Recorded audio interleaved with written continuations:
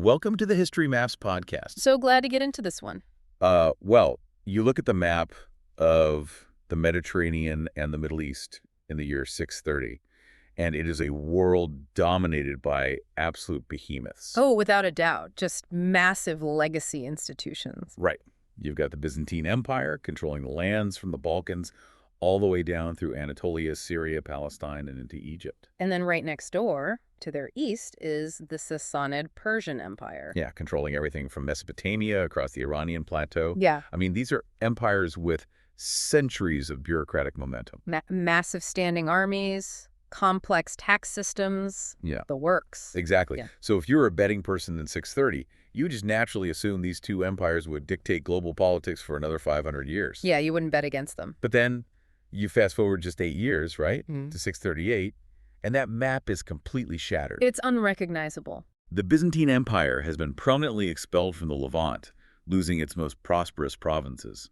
And the Persian Empire is on the brink of total collapse. Which is just wild to think about happening so quickly. It really is. Yeah. And the force that dismantled this entire geopolitical order was a newly unified coalition of tribes from the Arabian Peninsula, operating under the Rashidun Caliphate. Right, which we are going to get into in a lot of detail. Yes, because today we are diving into this remarkably brief window of history, just 4 years, from 634 to 638. It's such a tight time frame for so much change. Our mission for this deep dive is to look at the specific sources to understand exactly how this happened.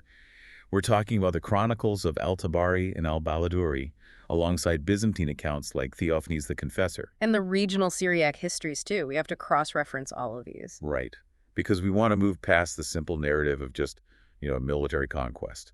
We want to look at the administrative structures, the religious policies, and the deep systemic vulnerabilities of those existing superpowers.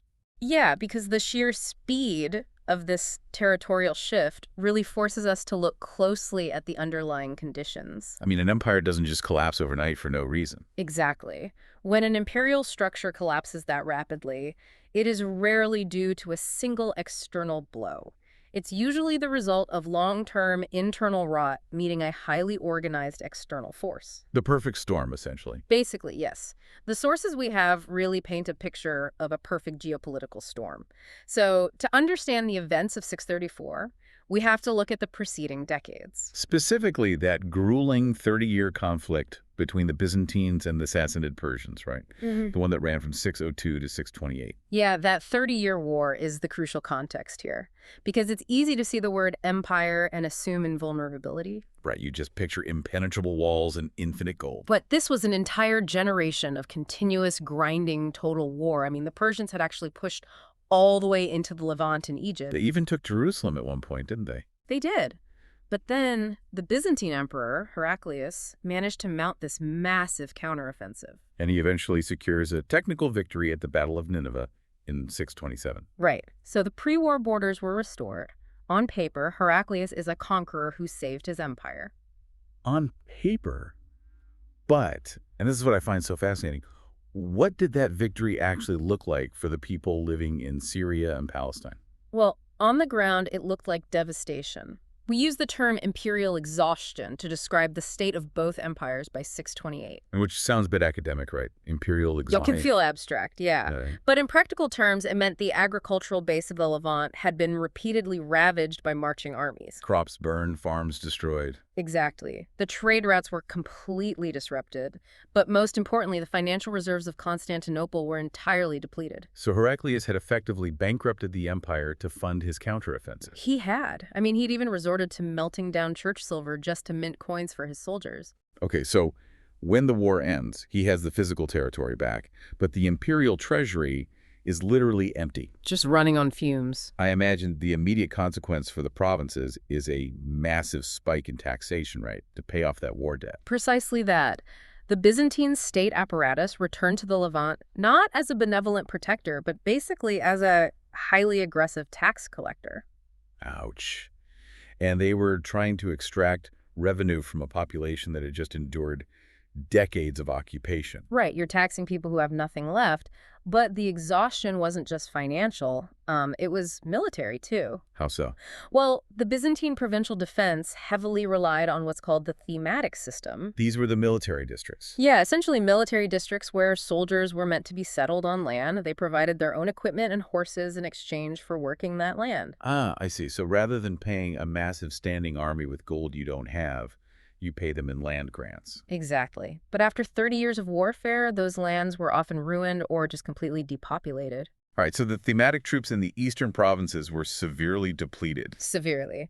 And because the empire couldn't afford to rebuild these local forces immediately, they shifted their defensive strategy. What did they do instead? They began to rely heavily on static defense. Massive walled cities and fortresses. So hiding behind walls instead of patrolling the field. Pretty much. And for the open spaces, they outsourced the defense of the desert frontiers to local Arab proxies, primarily the Ghassanid Confederation. Okay, let's focus on the Ghassanids for a moment, because this is a really important piece of the puzzle for you to understand the border dynamics. Yeah, they are central to this. These are Christian Arab tribes living on the borderlands between the Byzantine Empire and the Arabian Desert. Right.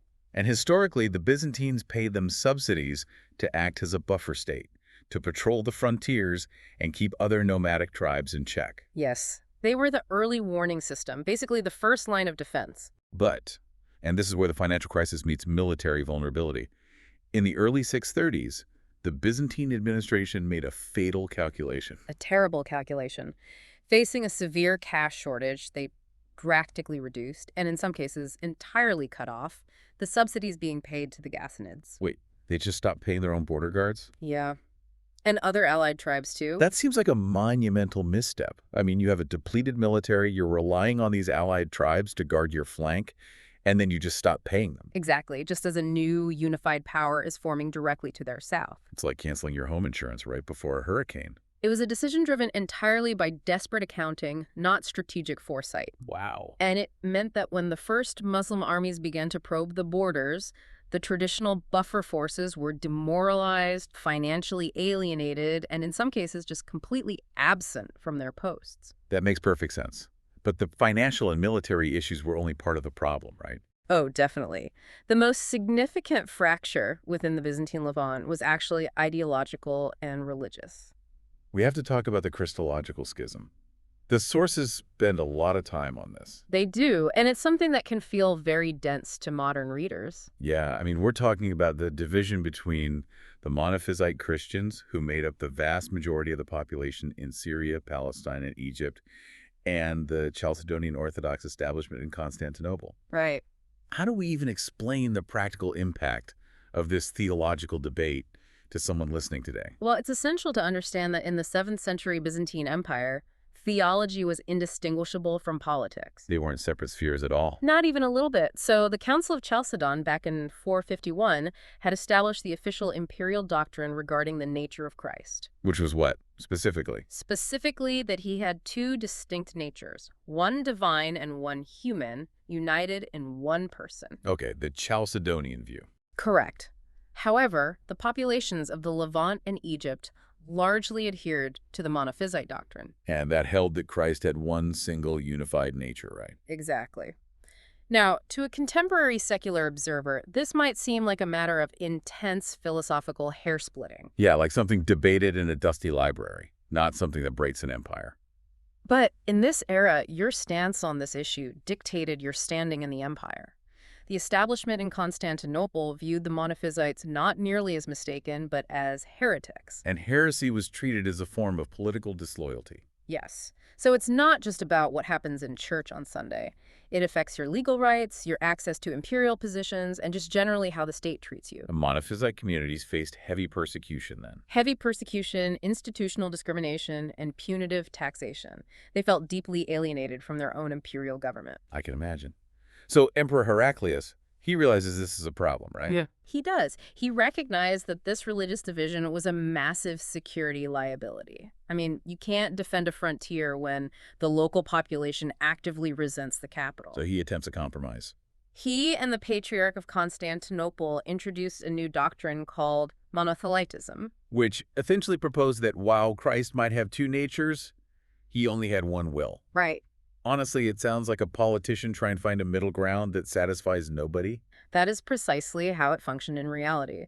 Monothelitism was rejected by the staunch Chalcedonians as a dilution of orthodoxy. And I'm guessing the Monophysites hated it too. Oh, they rejected it as a meaningless semantic trick. Instead of uniting the empire, Heraclius' compromise just angered everyone. So it completely backfired. Totally.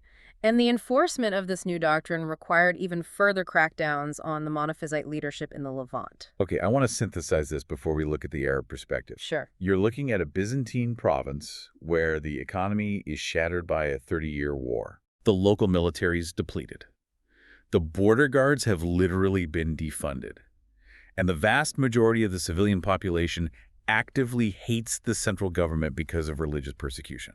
It is a structural house of cards. Now, contrast that with what is happening in the Arabian Peninsula at the exact same time. The contrast could not be sharper. While the Byzantine and Persian empires were exhausting themselves, the Arabian Peninsula was undergoing a rapid, unprecedented political and military unification. Following the death of the Prophet Muhammad in 632, right? Right. The leadership of the Muslim community passed to Caliph Abu Bakr. But this transition was not entirely smooth. Because many tribes across Arabia believed their political allegiance ended with the Prophet's death. Exactly. They believed their obligation to pay the zakat, the alms tax that basically functioned as state revenue, was over. And this triggers the Ridda Wars, or the Wars of Apostasy, spanning 632 to 633. Yes. And Abu Bakr made a decisive, highly consequential decision here. He asserted that the political structure established in Medina was permanent. He wasn't going to let the coalition fracture. Right. So he launched a series of military campaigns to forcefully reintegrate the breakaway tribes. I want to dig into the military implication of those campaigns. We often think of the Ridda Wars as an internal political struggle. But militarily, what did this do to the Arab forces? It functioned as a crucible.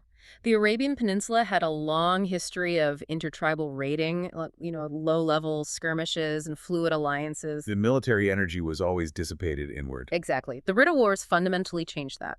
Abu Bakr forged a centralized command structure. So different tribes were actually integrated into unified armies. Yes, and they learned complex logistics, large-scale coordination, and prolonged campaigning. So by the end of 633, Abu Bakr possesses something that had never existed before. Right, a pan-Arabian, battle-hardened military machine united under a single chain of command and driven by a cohesive ideological framework. And as soon as the peninsula is unified, that military energy is suddenly pointed outward toward the Byzantine and Persian frontiers. Did the Byzantines recognize the scale of the threat? I mean, did their intelligence networks pick up on this massive shift in the desert? The Byzantine historical accounts strongly suggest a fatal blind spot. The imperial administration fundamentally misunderstood the nature of the force they were dealing with. How did they view them? They viewed the Arabs through a deeply entrenched, centuries-old stereotype as disorganized peripheral raiders. So they expected border skirmishes and localized looting, not a coordinated state military conducting a war of conquest. Exactly. There's a quote from the 6th century Byzantine historian Procopius that really illustrates this mindset. He wrote, "Saracens are by nature unable to conduct sieges, for even the weakest barrier constructed with mud becomes an obstacle to their attack." That quote perfectly encapsulates the Byzantine defensive doctrine. They believed their civilization was protected by its engineering. The walls of Damascus, of Emesa, of Jerusalem. Right, these were the true defenders of the empire. The Byzantine strategy was essentially static and reactive. So when the nomadic raiders appear, you retreat behind the walls, you secure the food supply, and you wait. Exactly. Because the assumption is that the raiders, lacking siege engines and the logistical capacity to camp outside a city for months, will eventually get bored. They run out of supplies and go back to the desert. That was the plan. It is a strategy of outlasting the enemy rather than defeating them in the field. Which brings us right into the opening moves of the conquest. Because the Muslim command structure seems fully aware of this Byzantine assumption, and they systematically exploit it. Oh, the opening moves were highly calculated. Even back in 632, before the peninsula was fully stabilized, there was a probing expedition into the Balka region, east of the Jordan River. Led by Usama ibn Zayd. Yes. It was a localized raid, but it served a critical intelligence function. Because it demonstrated that cross-border operations deep into Byzantine territory were actually viable. And it tested the response times of the local Byzantine garrisons. So based on that intelligence, Caliph Abu Bakr scales up the operation massively. Massively. By late 633 and early 634, he dispatches 4 distinct armies into the Levant. And the sources estimate a combined force of roughly 15,000 to 24,000 men, right? Yes. And these armies were commanded by experienced veterans of the Ridda Wars. You had Yazid ibn Abi Sufyan, Shurahbil ibn Hassan, Amir ibn al-Az, and Abu Ubaidah ibn al-Jarrah. And each army was given a specific operational zone within Syria and Palestine. Right. I want to stop and just look at the logistics of this. Moving 24,000 men, along with their horses and supplies, out of the Hijaz region, across the harsh terrain of northern Arabia, and into hostile territory. That is a staggering achievement. It really is. I mean, the Byzantine armies moved slowly, dependent on heavy supply wagons, paved Roman roads, and established granaries.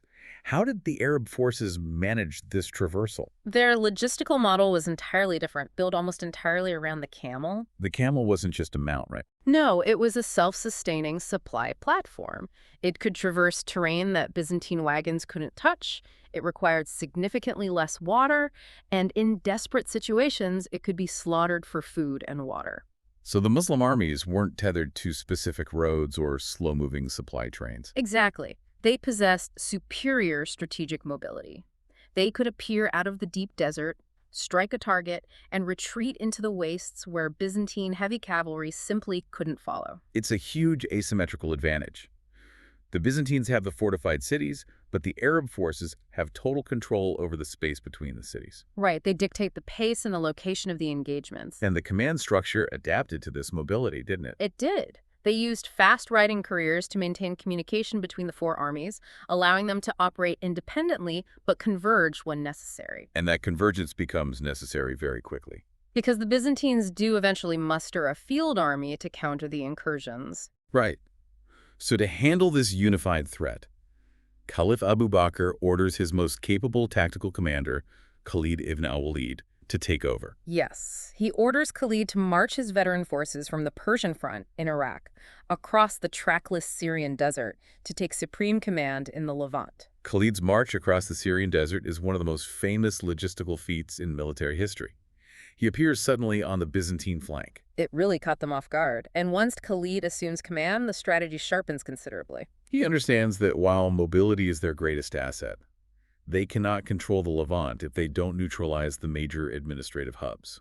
Which leads us directly to the Siege of Damascus. Right, running from roughly August 21st to September 19th, 634. This siege is a pivotal moment because it directly challenges that Byzantine assumption we discussed earlier, the idea that the Arabs couldn't take a walled city. And Damascus was one of the most heavily fortified Roman cities in the region, wasn't it? Oh, absolutely. Complete with massive stone walls, a moat, and heavily defended gates.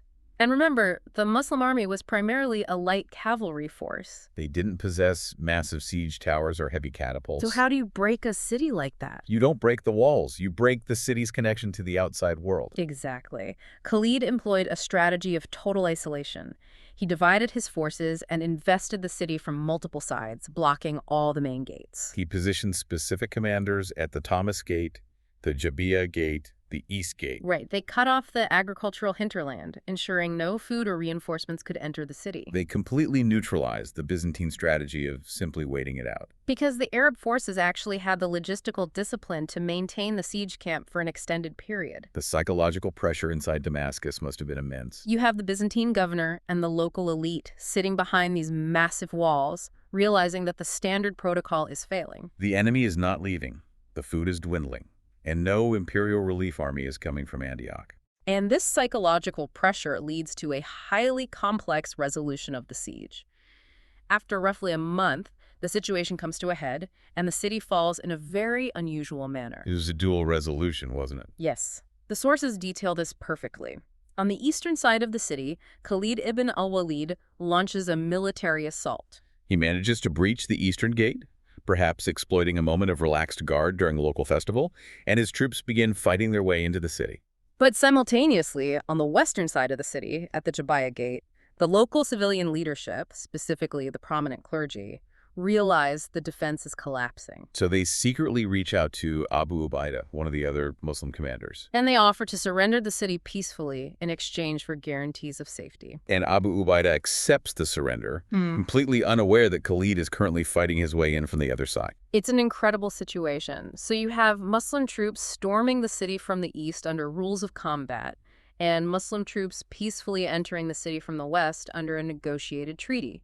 And the two forces eventually meet right in the middle of Damascus. The tension between Khalid, who wanted to treat the city as a conquered prize, and Abu Ubaidah, who had given his word on a peaceful surrender, must have been extreme. The resolution of that tension set a massive precedent for the entire conquest, didn't it? It did.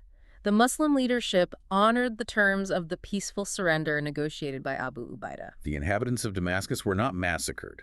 The city was not sacked. Their property was largely protected, and their churches were preserved, though some spaces were partitioned.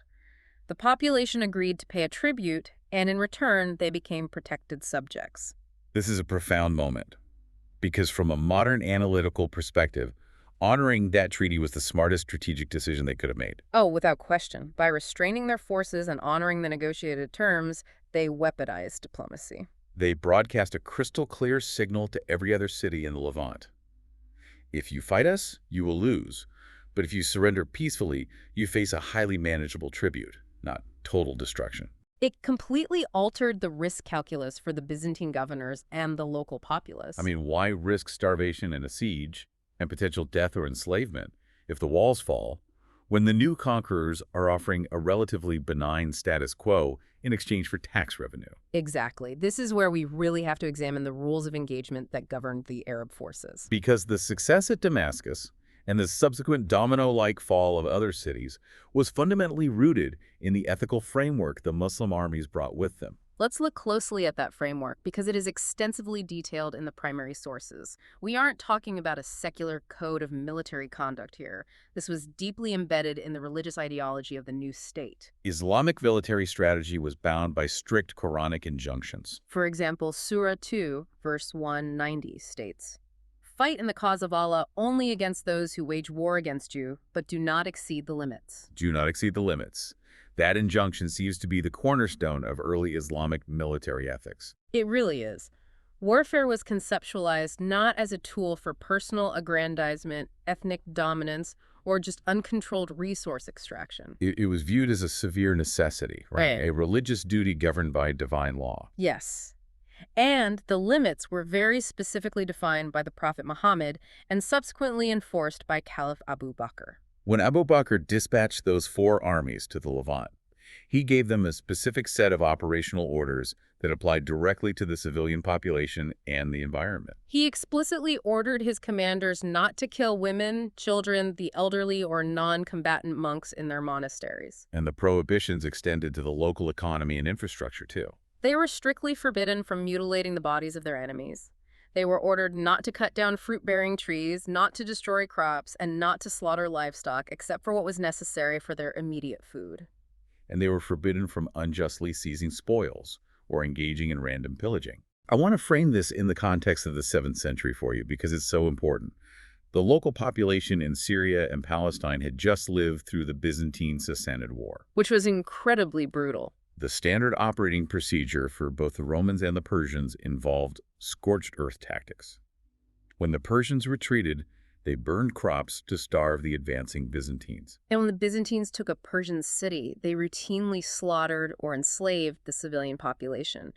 Warfare generally meant absolute, unmitigated devastation. So, when a new army arrives and their commanders strictly enforce a policy that guarantees the physical safety of non-combatants And protects the agricultural land from being burned, and allows religious institutions to continue functioning, the psychological impact on the local population is massive. it drastically reduces the friction of conquest. From a strategic perspective, it is brilliant. It looks exactly like the blueprints for modern counterinsurgency doctrine. The whole concept of winning hearts and minds. Exactly. If you alienate the local population, they will fight a guerrilla war against your supply lines forever. But if you protect their livelihoods, they will largely stay out of your way. Right. But the question that arises when reading the sources is one of motivation.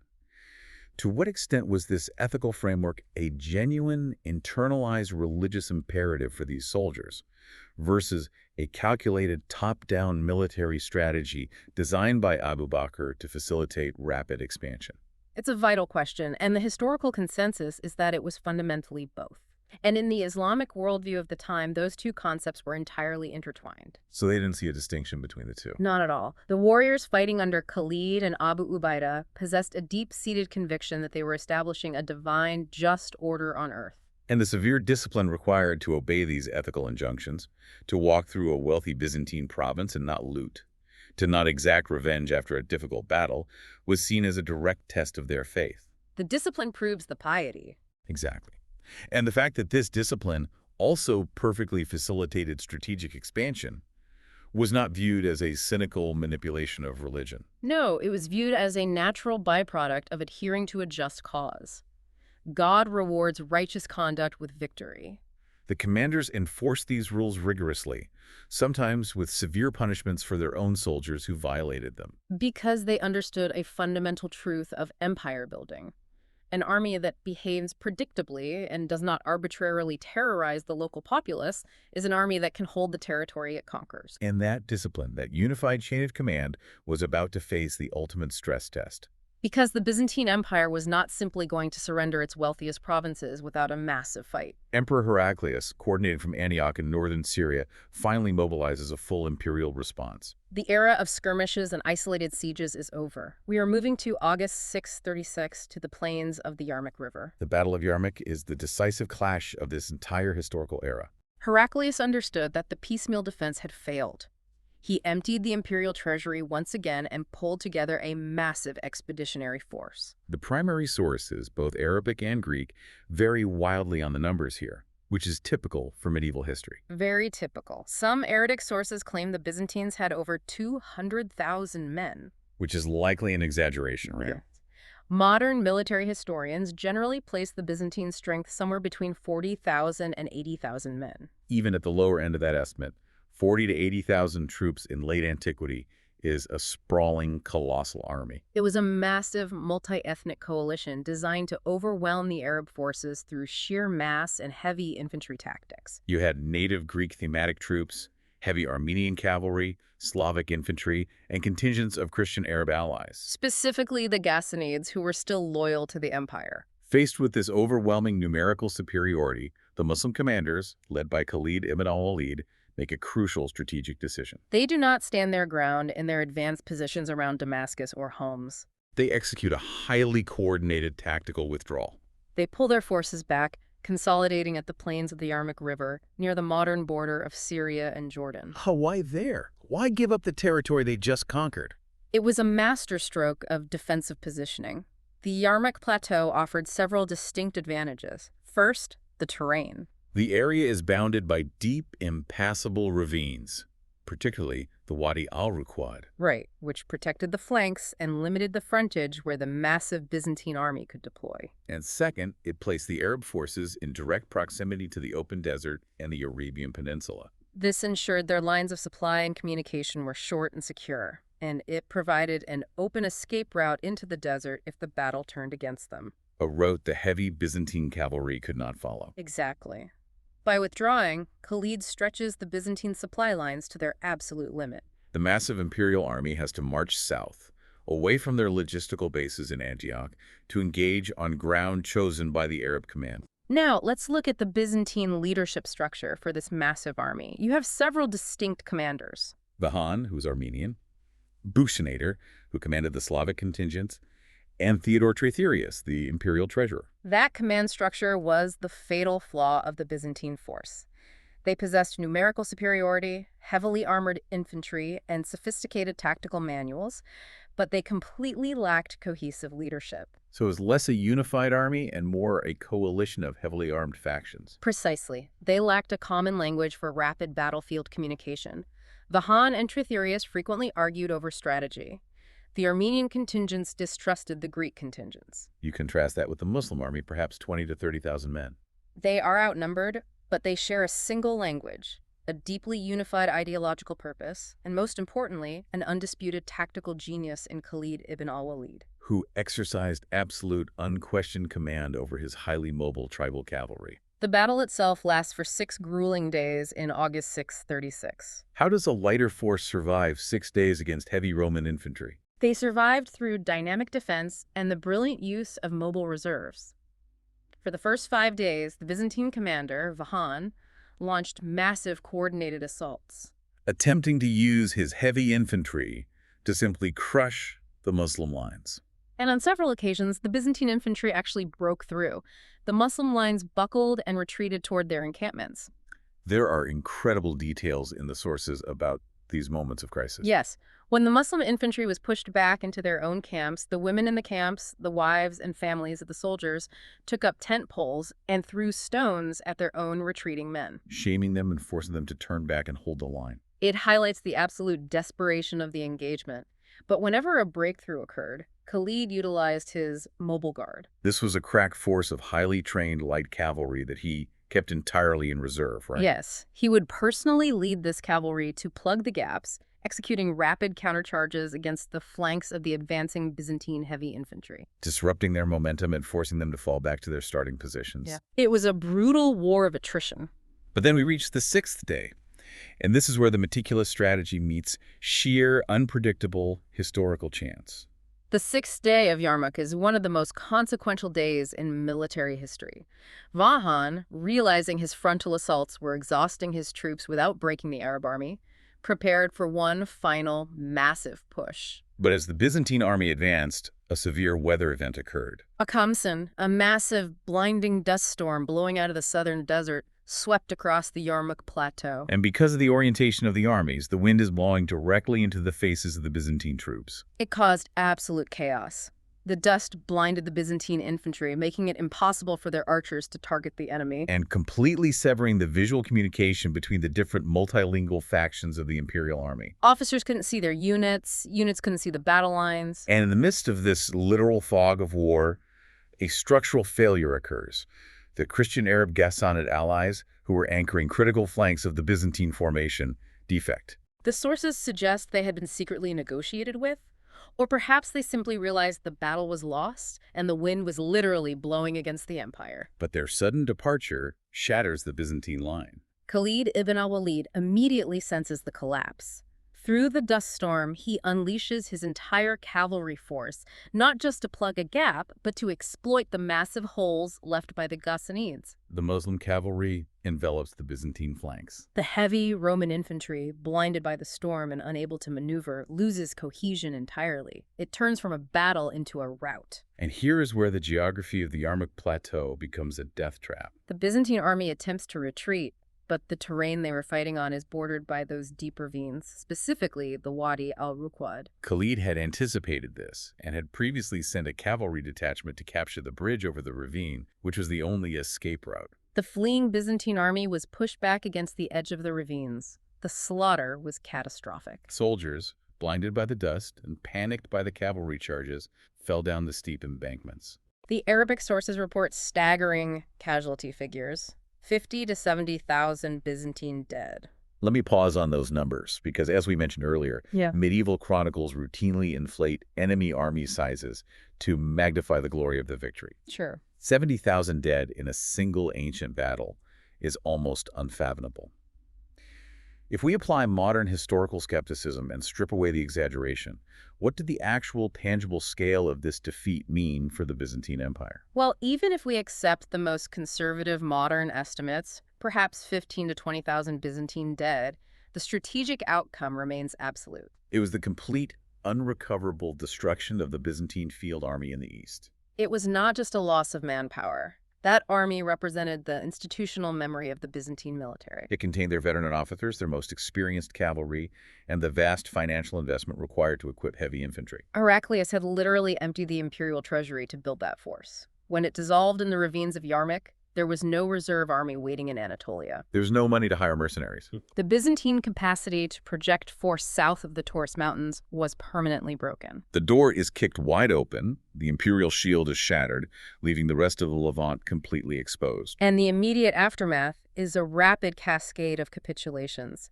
By 637, the inland administrative centers realized the reality of the situation. No imperial rescue is coming. Emperor Heraclius retreats back to Constantinople. Emesa, or Homs, which had previously been taken and then abandoned during the withdrawal to Yarmouk, surrenders again. Agreeing to pay a massive jizya of 70,000 dinars. Antioch, the capital of the region, falls. The wealthy coastal cities Tyre, Sidon, Beirut submit via treaties without a fight. The local elites in these cities looked at the math. The Byzantine army was gone. The Arab forces were disciplined and offered a negotiated settlement that preserved life and property. Fighting wasn't just pointless, it was suicidal. The pragmatic choice was submission and the payment of tribute. Which brings us to the most symbolically significant prize of the entire conquest, the Siege of Jerusalem. Jerusalem holds a unique status. It is heavily fortified, sitting in the Judean hills, and it manages to withstand a siege for several months, running into 637. The defense is led not by a Byzantine military governor, but by Patriarch Sophronius, the highest-ranking Christian cleric in the city. Eventually, the pressure becomes too great, and Sophronius agrees to surrender. But he lays down a highly specific, unprecedented condition. Sophronius recognized the supreme spiritual and political value of Jerusalem. He stated he would not surrender the city to Khalid or Abu Ubaidah or any field commander. He would only hand over the keys of Jerusalem to Caliph Umar ibn al-Khattab personally.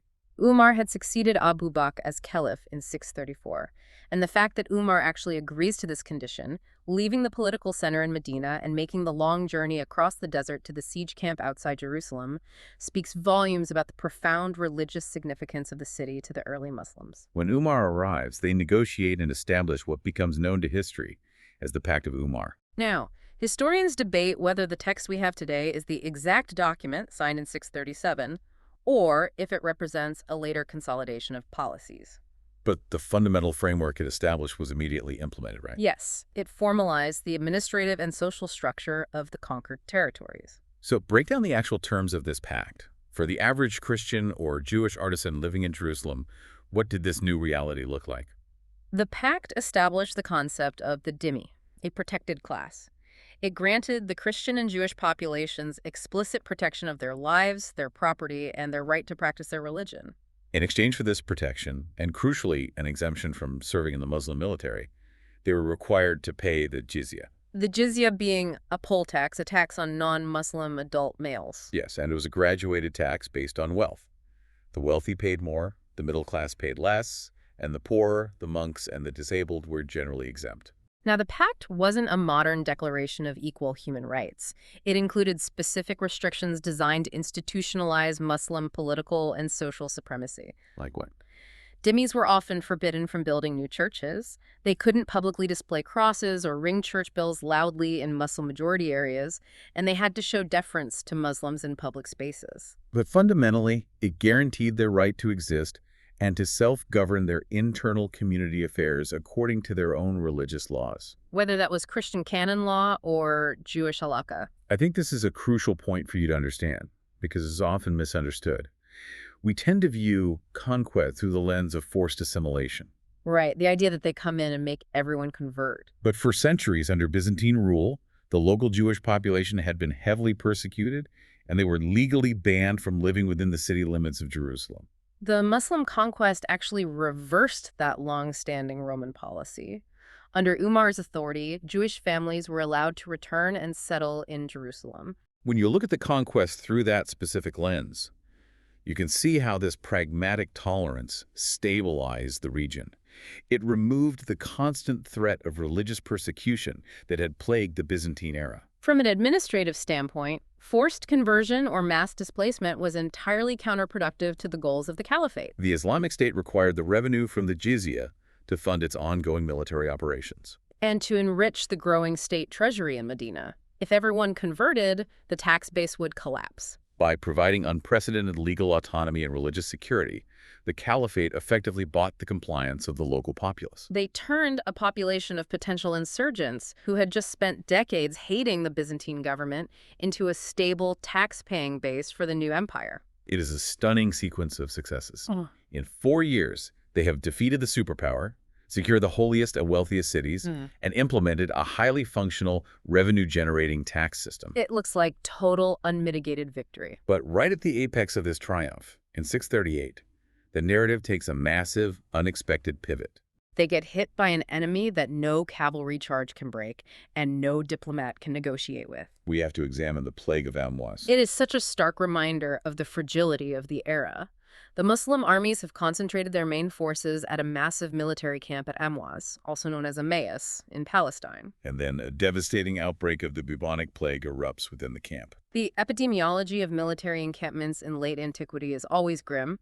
You have tens of thousands of men, their families, camp followers, and massive herds of animals living in close quarters. With limited sanitation, right at the end of a long, exhausting military campaign. It was the perfect environment for the plague bacillus, carried by fleas on rats, to spread exponentially. The scale of the devastation at Amwas was profound. The Arabic chronicles estimate that up to 25,000 Muslim soldiers and their family members died in the epidemic. 25,000.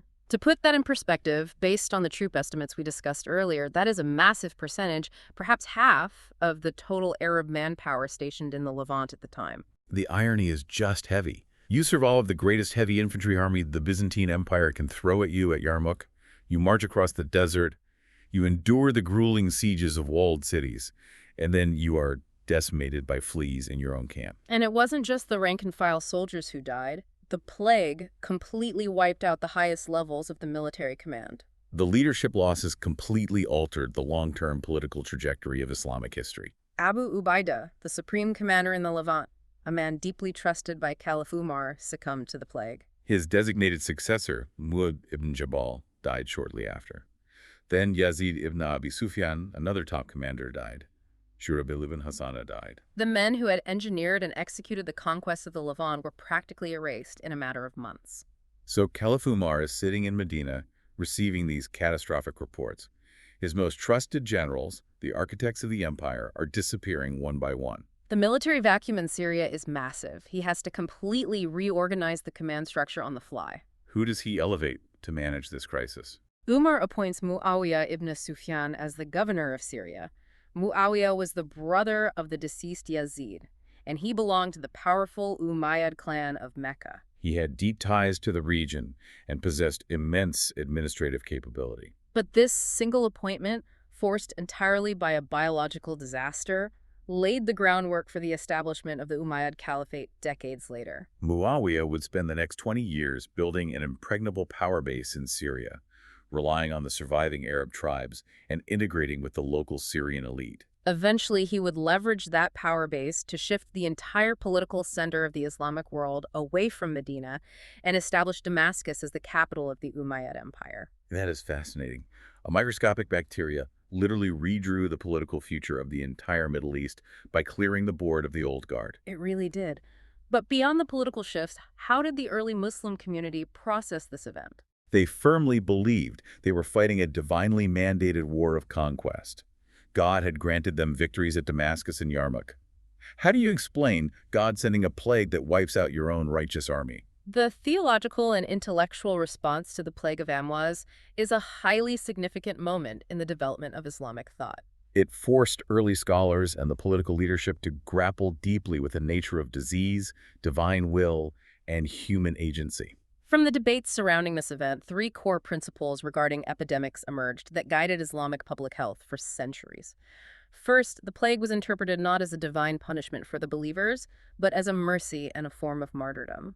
So a soldier who died of the plague in camp was granted the same spiritual status as a soldier who died in combat at Yarmouk. Yes. That reframing provides immense psychological resilience. It prevents the army from collapsing into theological despair. Exactly. What was the second principle? Second, based on instructions attributed to the prophet, they established a strict protocol regarding movement during an epidemic. A Muslim should neither flee a plague-stricken land, nor should they enter one. That is essentially a 7th century quarantine protocol wrapped in a theological framework. It stops the soldiers from fleeing the camp in panic and spreading the plague back to the Arabian Peninsula or into the newly conquered cities. And the third principle? The third principle was a rejection of the prevailing medical theory of independent contagion.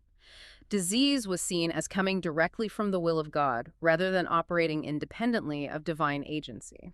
This framework prevented mass panic and maintained order within the ranks. It kept the army from dissolving, which could have easily allowed the Byzantines, who still held Anatolia, to mount a counterattack and reclaim the devastated territory. But the sheer demographic loss from the plague must have forced the caliphate to change how they actually governed the land. 25,000 people gone.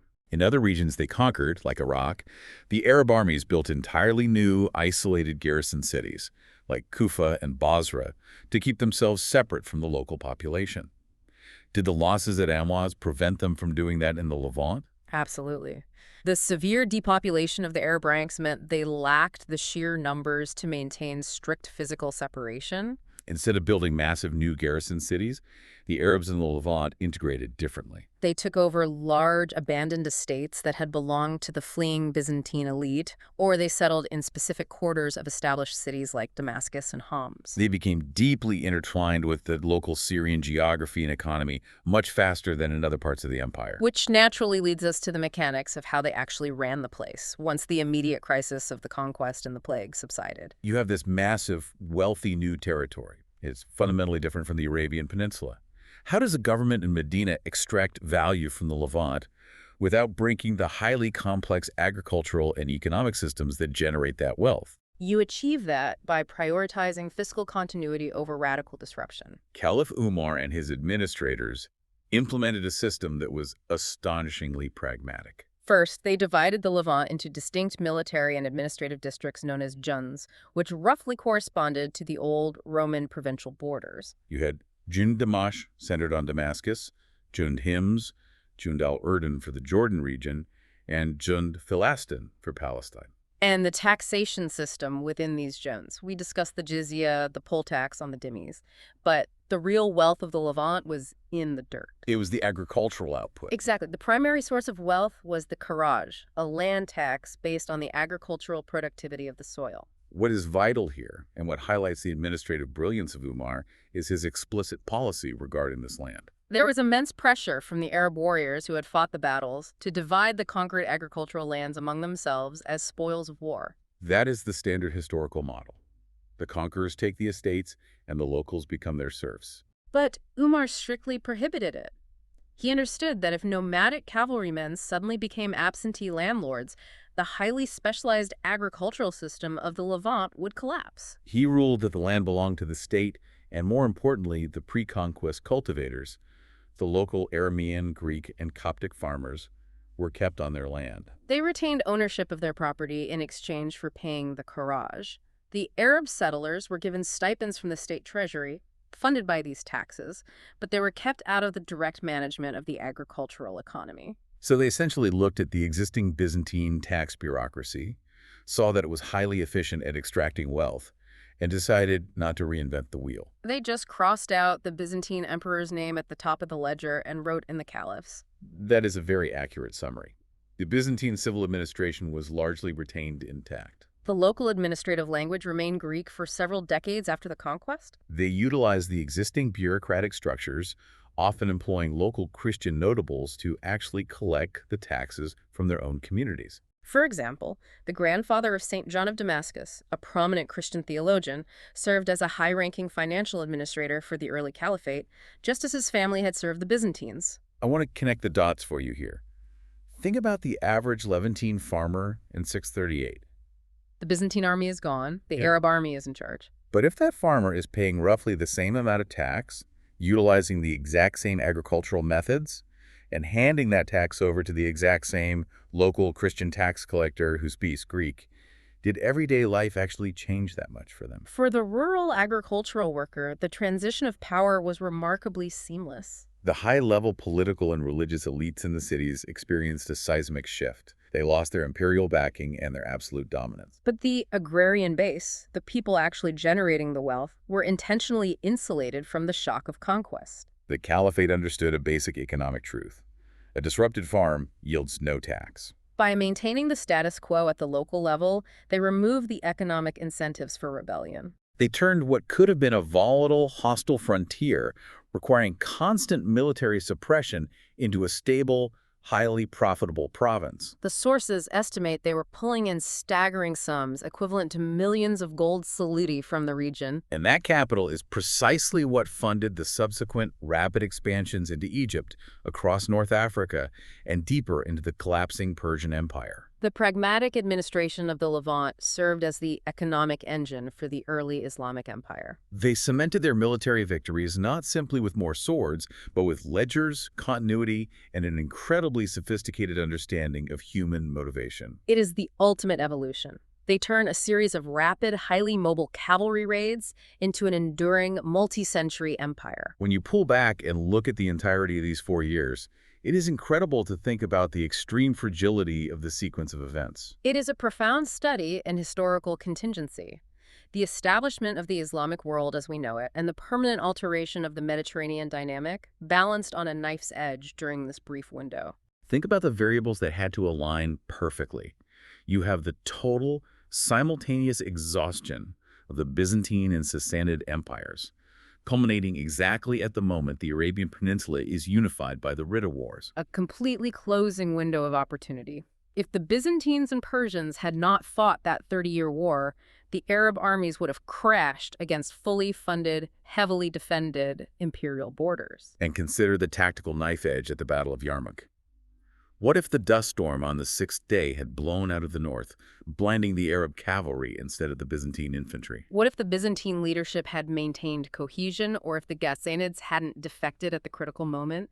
The Arab army could have been trapped against the ravines and annihilated. Or look at the Plague of Amwaz.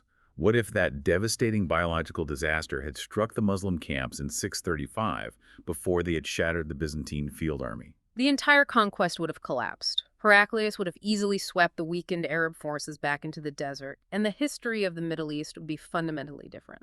The geopolitical map of the world, the trajectory of major global religions, and the cultural foundation of the entire region were determined by incredibly fragile contingencies. The economic fallout of a 30-year war, a shift in the wind during a cavalry charge, the administrative pragmatism of early caliphs, and the microscopic spread of bacteria. When you look closely at the collapse of a superpower, it is never a simple, clean break.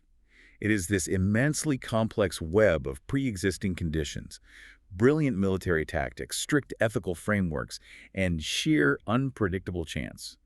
It is a powerful reminder that the grand sweep of history is entirely dependent on the smallest of variables, and nothing is inevitable until it actually happens. Truly, it leaves you wondering how many other moments in history hinged on something as simple as the direction of the wind. Thank you for listening.